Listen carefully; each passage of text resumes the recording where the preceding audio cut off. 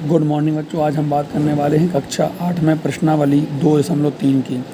पहला सवाल है, यहाँ पे हमें ज्ञात करना है 1/4 का 1/4, 3/5 का 1/4, 4/3 का 1/4, 2/9 का 1/7, 6/5 का 1/7 और 3/10 का 1/7। तो जहाँ पे ये का है ना, का मतलब गुणा होता है, का मतलब गुणा होता है। तो पहला सवाल है 1/4 का 1/4। तो 1/4 का मतलब गुणा 1/4, एक एकम 1, 4 चौको 16। तो 1/4 का 1/4 कितना आ गया 1/16। अब यहाँ हमें करना है क्या 4/3 का 1/4, 4/3 का मतलब गुणा 1/4। तो 4 एकम 4, 3 चौको 12, 4 एकम 4, 4 3 12, 1/3 आपका उत्तर आ गया। ठीक है, अब चलेंगे हम जो सेकंड नंबर पर सवाल है, गुणा कीजिए और न्यूनतम रूप में बदलिए यदि संभव है। तो यहाँ पे देखिए एक सवाल लिया है 2 गुणे 2/3 गुणा 2 सही 2/3। तो प्रारूप क्या है कि हमें गुणा करना है और गुणा करने के बाद संभव यदि हो तो उसको हमें न्यूनतम रूप में चयन करना है। तो 2/3 जो करते हो फिर गुणा का गुणा। अब ये क्या है, ये आपकी मिश्र भिन्न है। क्या है ये आपकी मिश्र भिन्न है। तो इस मिश्र भिन्न को पहले हम कन्वर्ट करेंगे।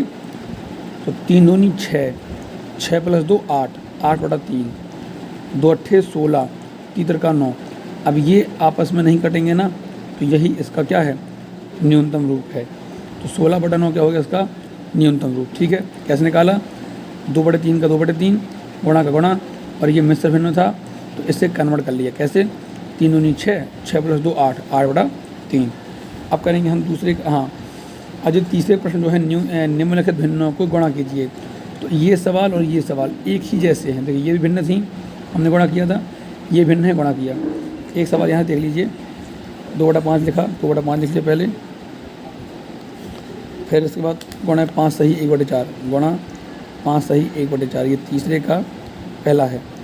तो ये जो कहते हैं आएगा 2/5, फिर गुणा 5 को 20 और 21, 21/4।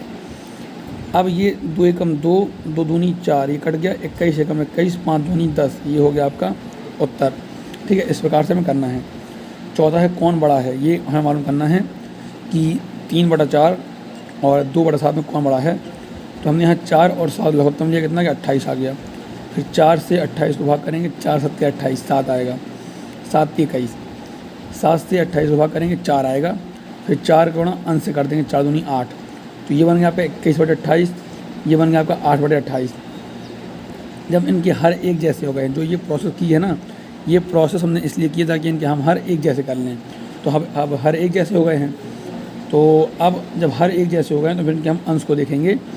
तो अंश में एक 21 है, एक 8 है। अब कौन बड़ा होता है इन दोनों में, 21 बड़ा होता है, 21/28 ये आपका बड़ा होगा। ठीक है, यानी ये किसकी वैल्यू थी 3/4 की थी, तो ये 3/4 आ गया, बड़ा है 2/7 से, ये आपका उत्तर हो गया। ठीक है, 5वां आप करेंगे। 6वां प्रश्न पढ़िए।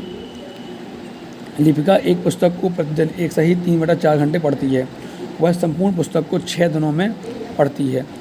उस पुस्तक को पढ़ने में उसने कुल कितने घंटे लिए। जैसे ऐसा समझिए, मान लेते हैं कि आप लोग एक दिन में 2 घंटे पढ़ते हो। कितना पढ़ते हो आप एक दिन में 2 घंटे पढ़ते हो।